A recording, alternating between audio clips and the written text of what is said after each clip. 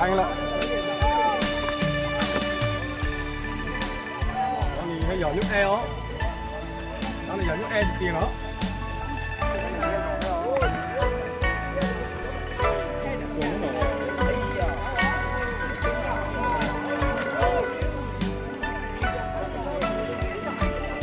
Tiền là chặt ngon, tiền là chặt ngon ạ.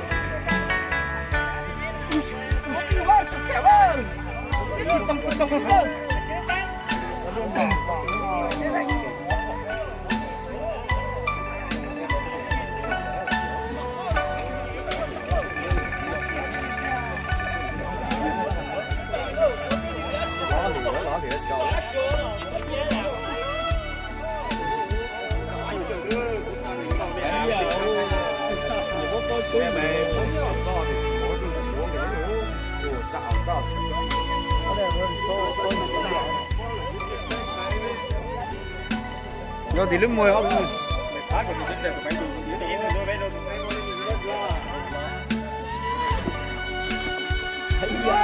Ôi dù em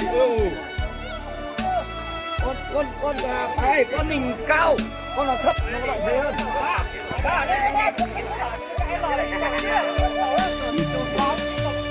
Ôi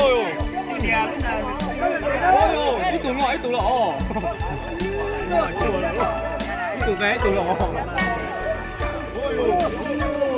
Ôi thấy tủ túi tủ lớn đều.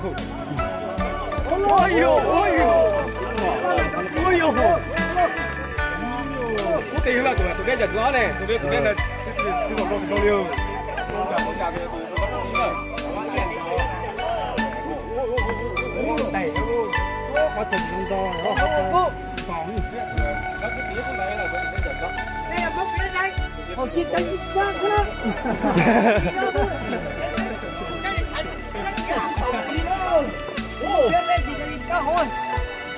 Nhưng mà to rồi con.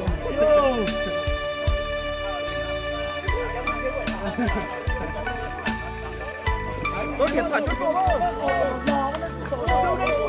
Xuống buông mình mẹ thôi. Chạy lòn nữa. To hơn để đi. Thấy chứ to hơn để đi. Đánh luôn kia nha. Đánh lòn đó. Đánh lòn.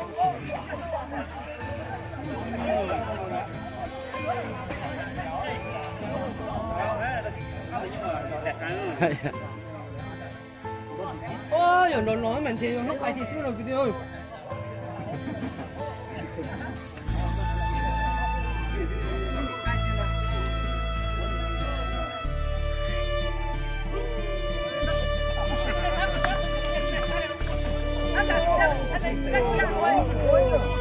Dân dỗ. Ô, vô mình thích thật khí hấp ơi.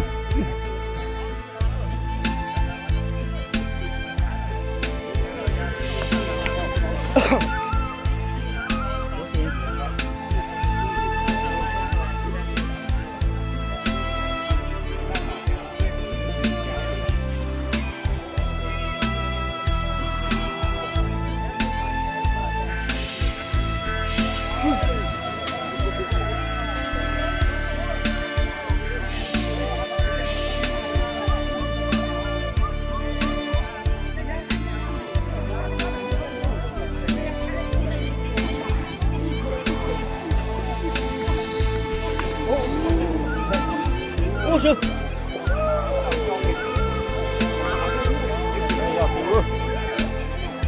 Đâu đi nó nha nó.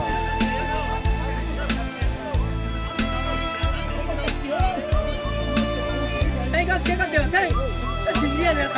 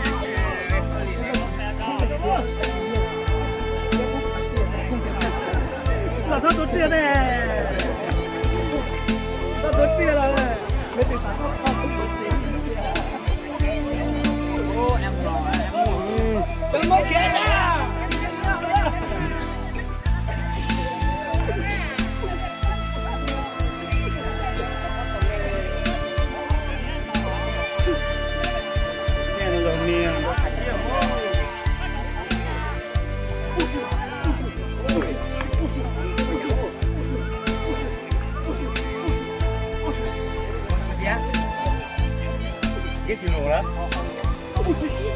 几个斤够了？不到家嘛都挺野的。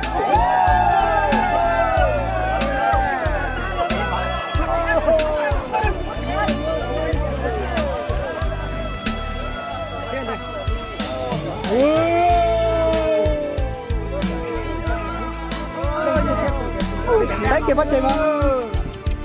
Ôi ôi. Kia đâu ra nào.